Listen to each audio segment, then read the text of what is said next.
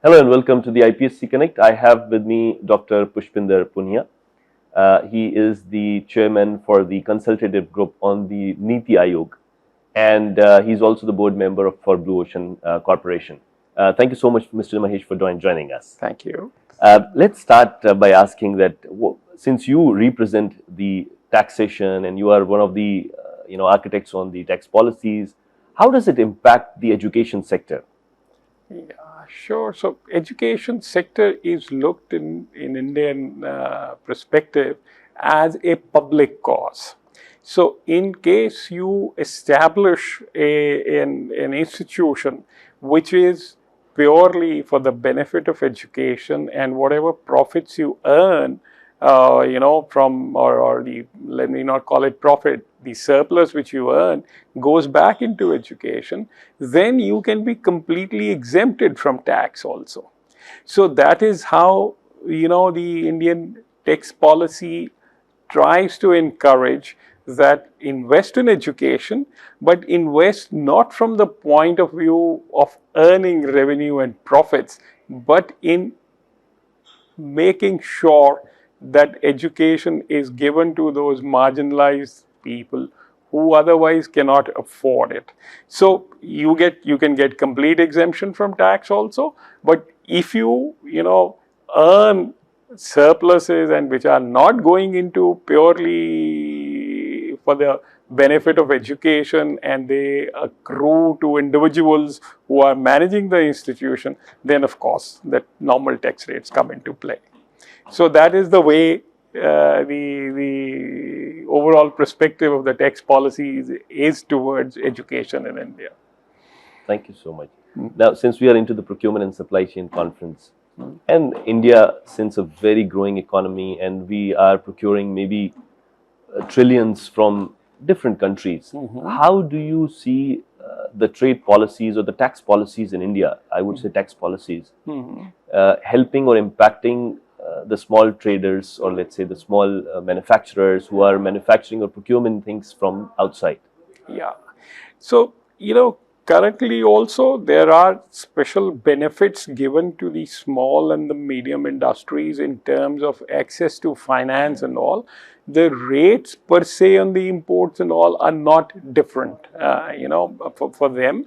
But what can happen in the long run, there is a thinking going on that what has happened in the other parts of the world where the supply chain manufacturing has taken place on a bigger scale, that there is firstly a 1 point window clearance for getting all the imports. So it has not just to do with the tax, but where it has to come, where you got to set up your manufacturing, what machinery you have to import, what financial benefits you are to be given. So there is a thinking going on, and at a pretty advanced stage, that there can be specific, concessions being given to the supply chain manufacturers, particularly to the small and the medium industry, so that their cost of compliance first of the financial regulation goes down, and second is that they pay a fixed rate of interest, and then they go without then not being regulated and asked too many questions, because the small businesses always struggle to maintain the kind of record which the financial regulations can require. To give you an example, not from the pure import sector, I can give you from how like the foreign players coming and playing, say in our IPL in BCCI, and foreign artists who are coming to perform in India are now given that you pay a fixed amount on the amount earned by you from in India, and then no financial regulation you need to fulfill in the country. So, for the IPL players, it is 20% of the gross payment if they are willing to pay. Then there is no tax, there is no cost of compliance, no financial regulation now or in future which can ever harass them. So this is the kind of direction in which we are moving to encourage that, investments also come, people from abroad who have the knowledge and the expertise can come and add to our value chains and to value creation. So this is the way we are moving in future. Thank you.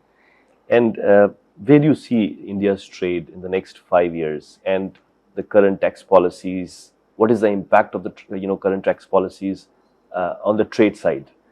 Yeah, so one must understand at times, it is taken that, we are more towards self-reliance and less towards trade and all. But if you go in the detailing of the policies in India, then we look at self-reliant India as a building block for Viksit Bharat, for the developed India. So self-reliance is, yes, part and parcel of our goal also, but our ultimate goal is to have a developed India. So for having to have a developed India, we need to enter the world markets. We need to get technologies from there. We need to share what we have, acquired in India to abroad.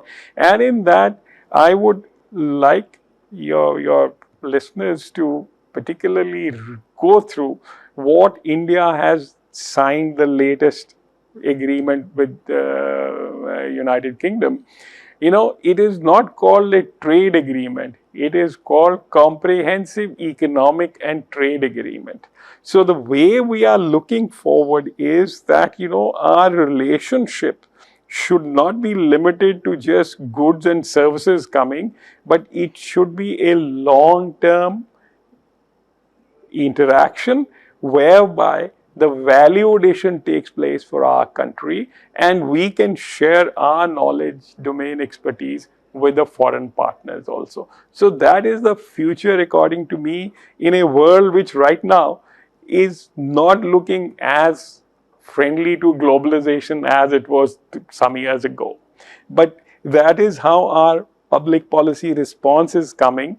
And that is why I say that please look into that agreement carefully, and it kind of lays out what is going to be the future line of action on this sphere. Great. And we hear a lot about, Make in India, and India is actually promoting to have manufacturing in India, development of the products. So what are the things in terms of the tax for a Make in India products? Let's say the company who is just manufacturing everything in India. Yeah. Are the tax policies right now favorable for those people? Yeah. So that is how it is. At times people think that only direct concessions are what encouraged, in tax policy. There are a lot of fine-tuned things in the tax policies which help such entrepreneurs and such enterprises to grow. Like, say, for instance, what is the depreciation rate which I may grant?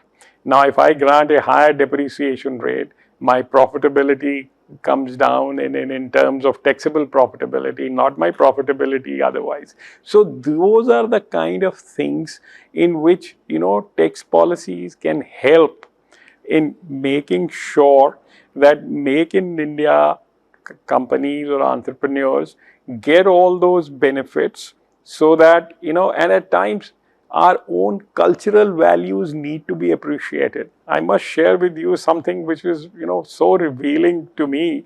When I interacted with the small and medium enterprises at number of places and some startups also, my expectation was that when I go to them, they will ask me for tax concessions and easy finance. But such concrete suggestions come at times. What most of them ask for is that, sir, look, when we go on a downward cycle, our liquidity becomes a big challenge. To overcome this liquidity, we need more loans, we need, but we don't want any concessions. Why? We know that it is difficult. What we want is that, you at that particular stage give us tax and finance concessions in giving ESOPs, that are own shares to our employees, make them our partners, so that, without paying any tax or so, or without paying any money, they start contributing to our business, and we can override the low cycle and come out of it. Now look at this, how the cultural value of taking an employee as a partner, which goes to our, purusharthas, that community matters to me. I have started a business, I don't want to fail, I don't want to show that I could not carry it. People are willing to take such innovative steps also. So this is where Make in India kind of scenarios, we need to help.